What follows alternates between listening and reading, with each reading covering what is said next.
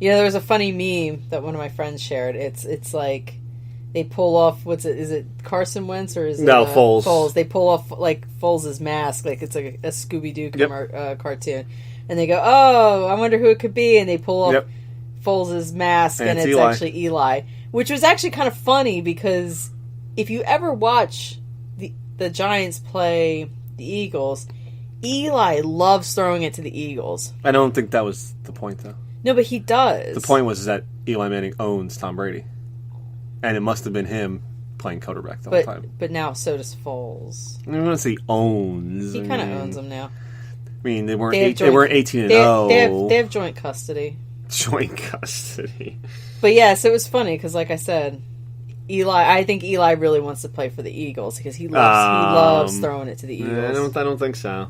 So I'm okay. No, he doesn't discriminate. He throws to everybody. No, it's mainly the Eagles. He throws to every opposing team. That's like his thing. It's mainly the Eagles, though. I like to think it's the Eagles because he secretly wants to be an Eagle. Baby cat's in our closet right now. Just being a brat. Staring at us. Contemplating our death. Yep, that's what she does. Okay. So, we have the greatest commercial ever made. Eli and Debatable. Odell, if you didn't see it, which I don't know how you haven't, because it is literally the greatest commercial ever made. I don't even know what it was commercial for, to be honest, actually. I think it was for the NFL, I think it was for the NFL. And about how they have all the cool celebrations again and everything. They reenact the scene from Dirty Dancing. Yes. Yeah, with Eli holding up Odell in the air. It was really weird. It was really awesome and hilarious. It was really weird. That was awesome. Not as awesome as the Eagles winning the Super Bowl. But Somebody said if they score a touchdown and they don't do that in real life, that they're not going to watch the rest of football. They probably would end up hurting each other or something on the field. They really did it. I mean, that was real. It would be hilarious. It would be worth it. It would be worth them. Yep. I mean, hey, yep. I'm not gonna argue that. Good, hurt each other. more wins for the Eagles. So another big thing of the Super Bowl, which I hate, but the NFL thinks people care, I guess, is the halftime show. Oh, well, boring. This big spectacle, and okay. So you being the music person, working in the industry. What'd you think of the halftime show? I mean, it's hard for me to say because I'm unfortunately not the biggest pop fan. However, in the past, I've loved, but I love Lady Gaga, so I loved her Super Bowl performance. I thought Katy Perry's Super Bowl performance was great. Even Beyonce's that one year was really good. I don't know, Madonna, she was fantastic. There were some really good ones, and then there were some duds, and I think this one, it was just a dud. For me, Justin Timberlake was boring. Well, as Jim Carrey playing Jim Morrison once said, would it kill you to play a little Foghat once in a while? I don't get it. The point is can we get a little rock or something once in a while? Oh, well, yeah. I mean, why hasn't... Metallica? I understand they did. I think they did, was it last year or 2 years ago? They did a little thing before the Super Bowl, which nobody watches and nobody cares about. Oh, my God. I can go off on a tangent on that. Why is Metallica... Why is not Kiss a band that's all about entertaining and fireworks and fire and things? Why haven't they been in a halftime show? Yeah. I don't know. I think that they just think people want to see the pop acts. But they don't. I know. Not real football fans. Yeah, I mean... But now football's kind of changing. It used to be predominantly men. Now I think a lot of women now are big football fans as well. But that's just an assumption that all women like pop. Yeah, no, you're right. I would prefer to see Metallica, and I'd actually prefer to see Kiss. Yep. Well, now Kiss, I would have liked to have seen Kiss do the Super Bowl like a few years ago when they weren't like pompous jerks. Well, they've always been pompous jerks. Yeah, I know, but they were less pompous jerks at one point. Okay. I guess. I don't know. I think I'm pretty sure Gene Simmons was pompous jerk the minute he was born. I think I'm being too nice. But anyway. What about a guar? You think the NFL? You think the football fan can handle a guar? There was a petition years ago. I know they do. Actually, I think they do one every single year. They do one every year for Metallica too. But going back to that one with Metallica, it was, oh my God, it was Metallica did the pregame show, which no one gives it. Yeah, nobody no one watched it. cares. I think they did like 2 songs or something. Yeah, Lady Gaga did the Star Spangled Banner. Okay. And then they had crappy Coldplay. So this must have been like 2 years ago. Yeah, do the halftime show. So I'm like, wait a second. But then if I remember correctly, Coldplay didn't even like play. No, because all these like other people. Yeah, because then they brought out other people because I guess they figured no one wants to watch Coldplay, and they were right. They were like a backup band. Yeah, it was just stupid. That was a really. That's not the worst halftime show, but it was just weird, that halftime show. But it's like you have the 2 biggest bands. You have Metallica and Lady Gaga, probably like the biggest band in the world, the biggest pop star in the world, doing all these pre-game things, and then you bring out Coldplay. Yeah, and Ew. Coldplay's awesome. Lame. Not lame. I think they should have reversed it. They just didn't let Coldplay do Coldplay. They should have just did what they did at the Grammys, bring Lady Gaga and Metallica out and do the halftime show. Wow, how cool would that be? I could have gone with that, yeah. That would have been awesome. Mm-hmm. I should plan these things. So then what were your thoughts on this halftime show? It was pretty lame. It was boring. I mean, first of all, no offense, JT, but they picked someone who's been irrelevant for 10 years. Yeah. Okay, he's got a new CD, apparently. I didn't even know this. Does anybody know it? I don't know. I guess he does. Yeah, that's why he was wearing camo and the deer shirt, apparently. The Bob Ross painting? Yeah, the Bob Ross painting. I think that's kind of an insult to Bob Ross. It was like a Bob Ross painting he was on his shirt. But he had like deer on him. I think like his album's called like Into the Wild or Into the Woods or something like that. Yeah, it made sense after I saw like the next day on Spotify. It's like, ooh, Justin Timberlake's new album's coming out, and it's like, oh, now it makes sense. I didn't even know the guy even still made music, to be honest. He does once in a while. Yeah. But yeah, I just thought it was really boring, and the people that I know that love Justin Timberlake, then have seen him, have said he's just like this great performer, and I didn't see it at this halftime show. I mean, I'd like to. Maybe get more opinion from. I think his fans liked it. So I guess if you're a hardcore Justin fan, you probably liked it. But if you're not, like I'm not a Justin Timberlake fan, so I'm going to be biased, a little biased. But I try to give all the halftime shows. I try to go in with them in an open mind. Well, it's not the first time he's appeared at a halftime show. No, this is his 3rd time actually. Oh, 3rd? Yeah. Yeah. Okay. Yeah, you don't remember the illustrious Aerosmith halftime show? He came in that?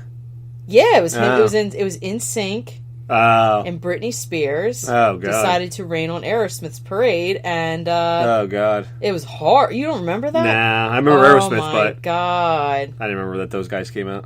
It's still not the worst halftime show in the world, but it's. Oh my god, if you're an Aerosmith fan, just don't watch it. I block out most halftime shows, to be honest. Mentally block them out. Oh my god, I was so excited because Aerosmith was doing the halftime show.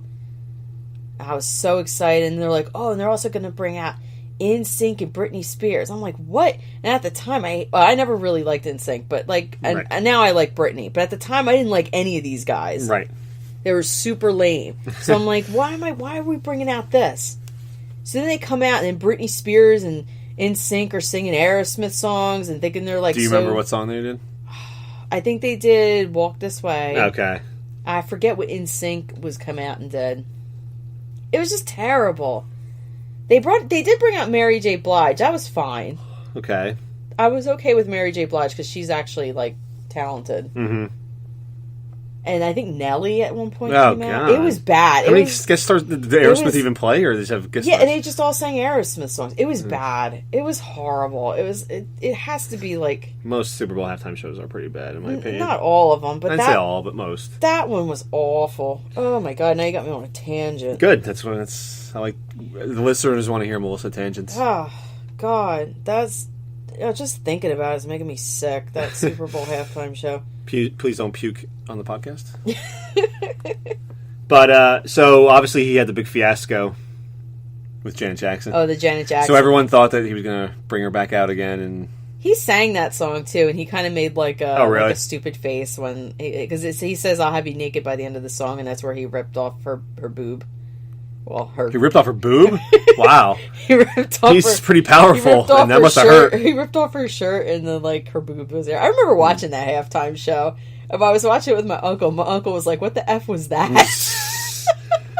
Well, he didn't bring Janet Jackson back out to redeem himself. Oh, it would have been so cool. I think she's banned, isn't she? Well, I mean, that's the point that people were like, oh, well, maybe they're bringing it back out so they can redeem themselves.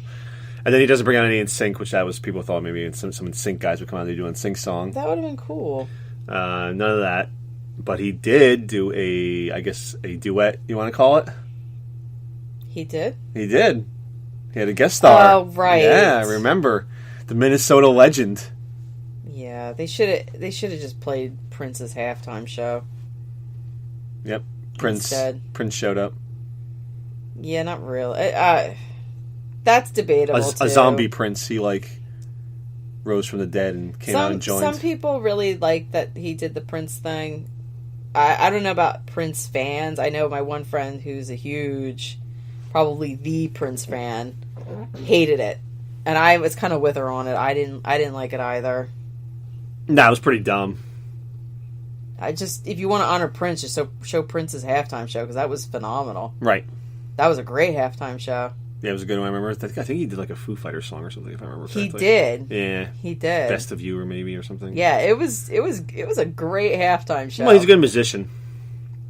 Yeah, he gets a little weird sometimes with his music, but yeah, but that was a good halftime show. But he's a good musician, or was a great musician. Much better than Justin Timberlake's halftime show. Yeah, that'll be forgettable. That's why he had to bring out Prince, because he's like, I know this is gonna suck, so let me bring out Prince. Yep, Mr. Minnesota himself.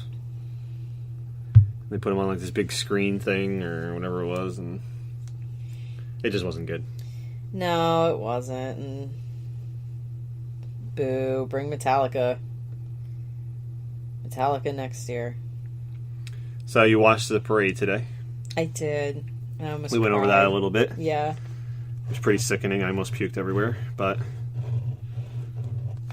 you're so mean. Some of your guys gave some good speeches. They did. I love all of them. Did you want to play one of the speeches or read what they wrote? Read what they said? I'm going to play. Let the listeners hear. I'm going to play this one.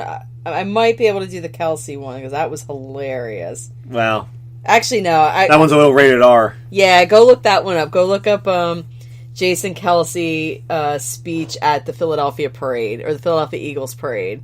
Because that one is amazing. But I will play another one.